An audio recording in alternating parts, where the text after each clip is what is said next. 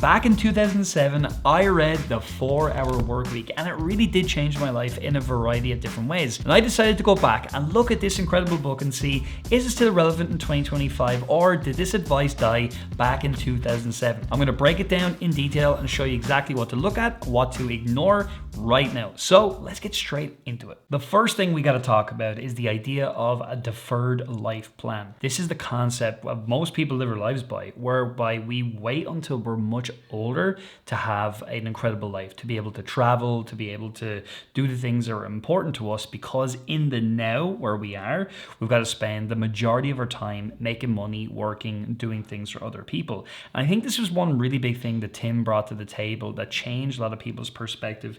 See, for most of the world, really, it was this concept where you kind of work here and then you're working for this 40-year stretch, basically. And only then when you're like 65 or whatever plus, you actually get to do the things that you want to do. So you get to travel, you get to do hobbies, right? And I think ultimately what you get here at this age is a concept of time. You get your time back. But obviously, a lot of us know that in some cases, we don't even get to be 65 years old. There's people, unfortunately, who pass away before then. And so if you're in this area here, spending a lot of your time just working all the time, giving your life to other people, that's not really a good model at all to have a happy life. So what is the idea that Tim shared? Well, it's a concept where we can do something like this, where we can work for, let's just say 4 years. And in that 4-year period of time, we're building up something. What are we building? Well, we're building an asset. Or in the case of the book, Tim called it a muse. And that is something that exists outside of our day-to-day time that's able to do what? It's able to bring in money. It's able to bring in income. And it doesn't mean we have to be in there all day, every day. It means there's something that can be operating outside of us. That was a big concept. But if we work for these 4 years, well, what happens at the end of the 4 years then? Well, it's not that you then just like give up and you're finished. It's just that now at that point, you can move into a way where you now have some freedom. And this was the next big innovation of this book, really. And it was the concept of mini retirements. And this was whereby people would take a trip or go away for an extended period of time. It could be a few months, and have like a mini retirement whereby they have a muse, something that is making them money throughout the day. And it doesn't mean they have to work 8 hours a day every single day. And they can go out and do what's important to them, you know, go snorkeling or whatever the case may be. There's a lot of really cool examples in the book of salsa dancing and all the rest. I think now in 2025, a lot of us have forgotten this concept. Because if you look around you, a lot of the hustle and grind, you know, Gary Vee of the world, etc. I'm not saying he's wrong. I'm just saying like this is a big culture. Even in online marketing circles, you know, most internet marketing programs sold the concept of freedom. And they brought in the concept of passive income as well. Because that's a big piece really of this book, is the concept where you can be making money on not putting in much time. Problem really with this passive income piece is that over the years, certain things have lost their advantage, and in some cases, more time is actually required. But I think the biggest problem, in my opinion, is that there's been a massive emphasis on making lots of money. The book really doesn't talk about having a business that's doing 10 or 25 million dollars or pounds or euro a year. It talks about a business that's bringing in, let's say, 300K a year, but the way the book teaches it, you might be making 60% of that as your profit, which would be very high in digital products and stuff like that. It's potentially possible. So if it was 60%, you'd be talking 180 grand a year that could put in your pocket before tax. And obviously, like, there's taxes and things have to come out, but that amount of money for a lot of us would enable us to retire. And if you agree, by the way, give this video a like and type A for agree down below. I want to get a lot of comments on this video if I possibly can, just to help boost it and get it in front of more people just like you. So A down below, D for disagree if you want. But 180 grand for most of us, if again, we did travel and go to another part of the world where it wasn't quite as expensive, that would be absolutely doable. The other piece I think is interesting too is working in cycles. I really like this idea where you go for, let's just say 3 months, and you're working intensely. And then you might have 3 months where you're not as intense. And it's kind of like a push-pull situation. This is something personally I've even forgotten about. Like, I have honestly built a business over the years where, because of the infrastructure we put in place, I had to focus on bringing in a lot of income, a lot of sales. And truly that has taken up quite a bit of my time. And then I have also forgotten about this concept. I could just work intensely for a while and not as intensely for another period of time. And this is a big thing, I think, in 2025 we can all take on board and we can all start to think about right now. The other thing that the book really talks about, and it literally says it here in the title, it says, escape the 9 to 5, live anywhere, and join the new rich. Let's think about a couple of things. Let's think about the word escape, first of all, and then we will talk about the new rich. Now remember, this book was written a number of years ago, and there have been updates to the book. This is actually one of the original copies, not the original of the original, but it's one of the original versions of the book. I bought it when it came out. But the thing about escaping, this is something that I used to really want to do, is that we're not really looking to escape. We're looking more so to create an integrated life. Because for most people out there, you have like your work life, and then you have like your family life or your personal life if you don't have a family. And really what I believe is a huge thing is if two of these are more so integrated. It's not that there's this huge separation, it's that both of them actually work together to create a really interesting life. And certainly, traveling is great, but I think at that time the book was written, the concept of traveling was just like so big, and it was something that people felt like they just hadn't had the opportunity to do because most people were not part of the new rich. So who are the new rich exactly? So the new rich are people who abandon the deferred life plan and create luxury lifestyles in the present using the currency of the new rich, which is time and mobility. And it also says here that they alternate periods of activity and rest that we just talked about in order to survive. And by working only when you're the most effective, life is both more productive and more enjoyable. So I think that's an interesting thing. And also it says the new rich, despite fewer hours in the office, produce more meaningful results than the next dozen non-new rich combined. What are we talking about here? Well, it's people who ultimately, their currency is not really money. Your currency is now more so time. And also it's location freedom. And for me, I think another word here, I would just say it's just like choices. You have the ability to choose where you go and what you do. This in 2025 is interesting, right? Because nowadays, most of us, like we had this whole COVID situation where location became something that we just couldn't choose anymore. We were told where we were going to be for a long time. And so there's been a big move of people going over to other parts of the world like Bali and things like that. And it's definitely created that. But I think nowadays, in my own circles anyway, this travel thing has really gone away quite a lot. And now I believe people are more so focused on the time component than ever before. And I would say secondly, they're really focused on having more choices nowadays. And so having a business that is online where it creates an income where like you're not like coaching one-on-one or something like that and you're only getting paid for your time, having a business where you're able to break that, where if you have, say, a product, and this is something that Tim taught literally in the book, his thing was Brain Quicken, and that was a supplement. That was his example in the book. Over here at Marketplace Superheroes, we talk about Amazon and like an Amazon business. There's many different types of online businesses. But ultimately, for both of these different examples, what they both share in common, really, actually, if you look at them, is they have like a physical component to it. Now, in the book, they talk a lot about selling information. That's like the big piece. And there is a lot of money to be made selling information. That being said, though, over the last few years, now that we're in 2025, information is not the big thing anymore. Implementation is the bigger piece, right? And it's my opinion that this is why nowadays there's not quite as much freedom in online businesses, because implementation takes typically time. It takes support. It takes assistance. And I think with AI now, that's going to be the next big frontier, really, where the 4-hour work week can potentially come back around again. So we can use AI to create information quickly. And also we can use AI to help implement with things like custom GPTs and stuff like that. But the physical component, I think, is really interesting, because think about it. What is one thing that AI really struggles with? It's physical things. It's a more of an informational piece than it is physical. So I think looking at it going forward, looking into physical products can be a really great way to take the principles of the 4-hour work week and modernize it really in 2025. One of the big things the book focuses on is this deal framework, which is definition, elimination, automation, and liberation. And back in the day, the piece around automation usually revolved around outsourcing.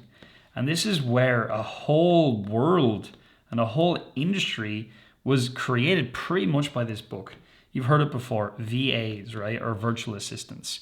And we've been using virtual assistants for a long time, even at Marketplace Superheroes with our Amazon businesses and our services as well. And they're fantastic because they're great people who are able to follow simple processes. But the one thing VAs typically, not always, typically struggle with is when you get into more complex situations. Places where it's not just like a simple do this, do that, do the other thing. And what's really interesting now in 2025 is that AI is going to take over some of those roles, particularly around agentic AI or looking at AI agents, where these, let's call them digital people, are able to go out and do very specific tasks that are repeatable in nature. That's where I believe a lot of the 4-hour workweek can be reapplied with AI agents. I think it's a really interesting thing. If we go back and we look at definition, elimination, and as well liberation, really here, this is something you can be thinking about, right? Defining anything that is a potential issue and truly defining the problem and looking at all of the inputs that contribute towards that problem.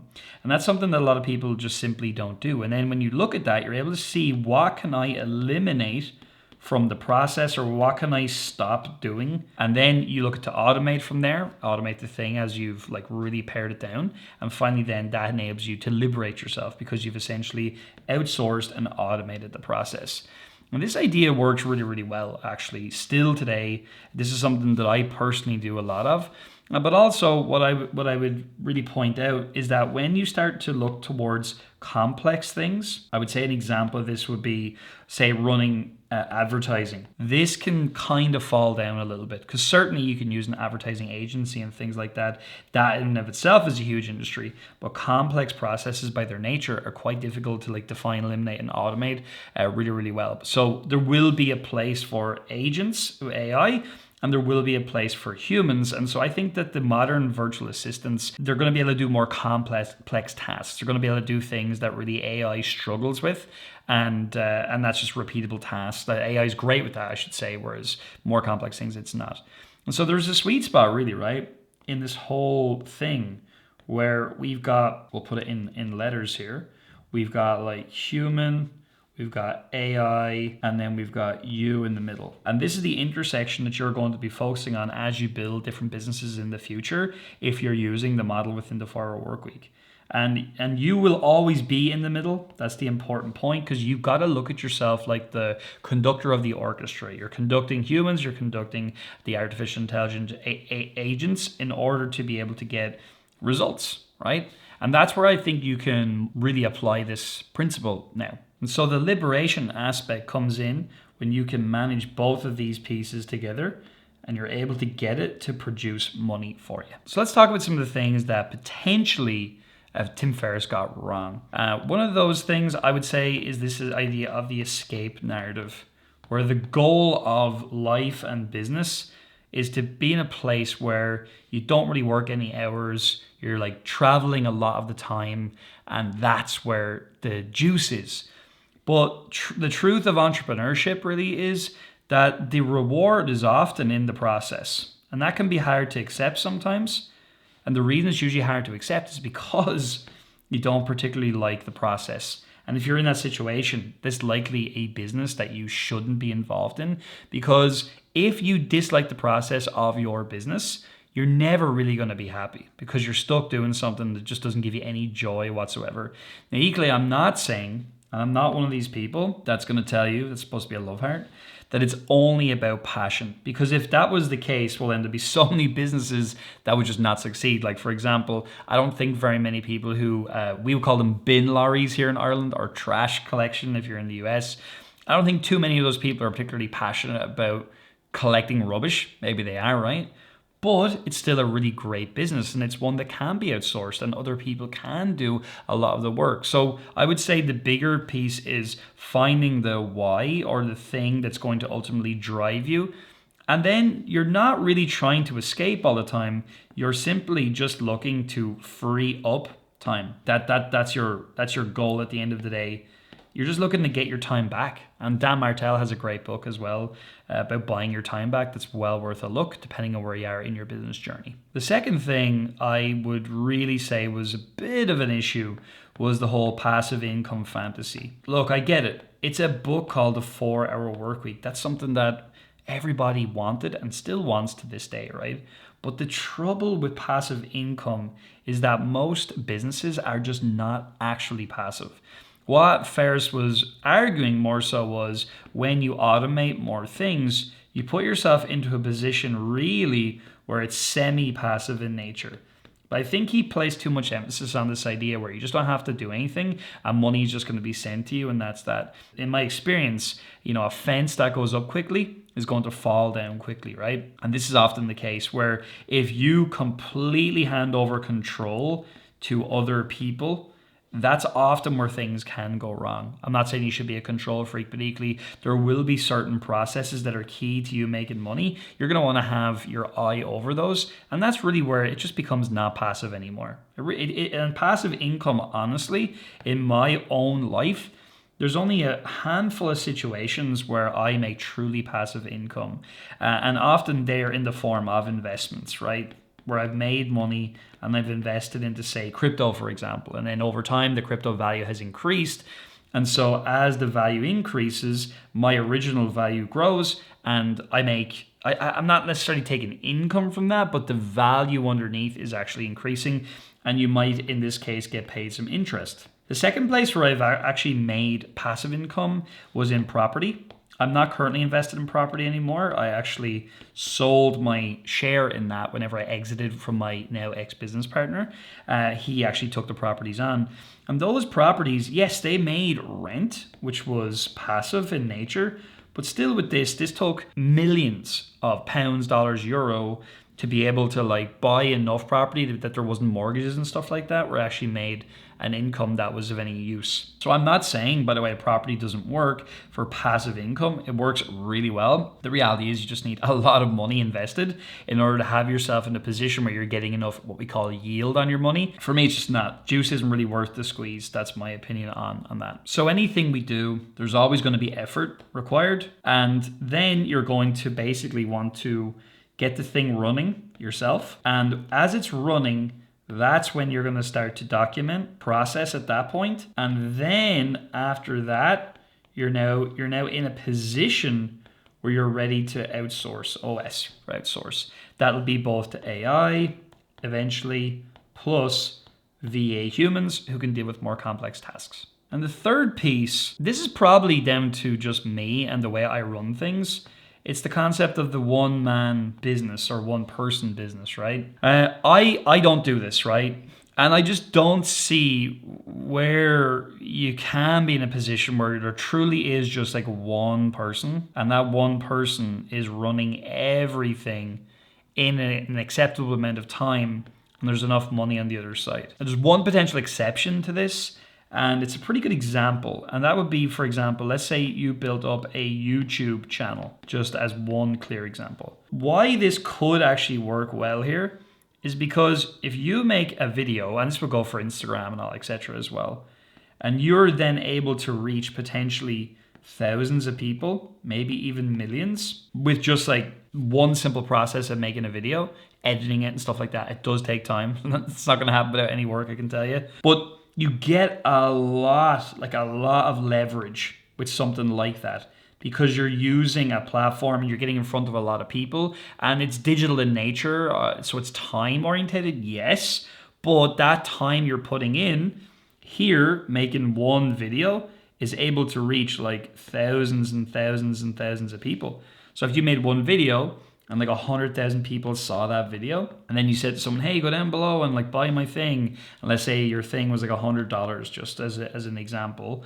Well, let's say 5% of those people bought that thing. That would be 500 people and that would be by 1,000, that'd be 50 grand from one video. Now that's an example of someone who's gone semi-viral and stuff like that, but I could see that working pretty well. Yes, there definitely will be other examples, but the reality is of all of that is to make the product that you can sell for $100. There's time there, but there is great leverage. Also, the days of just selling something for $100 that's just like pure information. Yes, there is a market for that, but it's definitely shrinking as time goes on due to YouTube, due to AI and stuff like that. So it's not really a model that's going to be totally reliable. And so for me, I just don't know. I just don't think that in general, this one man or one person thing, you're always going to need people. You're always going to need processes. You're always typically going to need something to help you. And if not, yes, you will do it on your own. And yes, you can get a lot of leverage, but it's just not going to be passive. And so in wrapping up this video, there is no doubt there's so much in here in the 4-hour work week, which is still implementable. It is still very usable today in 2025. From the mini retirements, I think it's a great idea. It's something I'm going to implement more as I go forward this year, to global talent, even using artificial intelligence that was not available back then whenever this book was created, through to looking at short bursts of productivity and then having a break. By the way, as someone who has ADHD, this is literally how I live my life every single day. I think for any of us, this is still something that is also extremely useful. And then finally, just having those creative mini retirements, taking sabbaticals, and truly enjoying life and enjoying the now is absolutely relevant. None of us are getting any younger, right? I hate to tell you. So in order to free up our time, we must find a muse. We must find a way to make money every month where we can put in some time, but ultimately we can make enough money from that muse where we free up time to get the choice back in our lives. And if you want that, you want to find out a way to do that, comment FBA down below in the comments. We'll send you a free guide that teaches you how we do it with Amazon from complete scratch. So I hope you enjoyed this video. Do give it a like, do comment down below as well, FBA, and I'll see you in the next video. And while you're here, you might as well watch this one.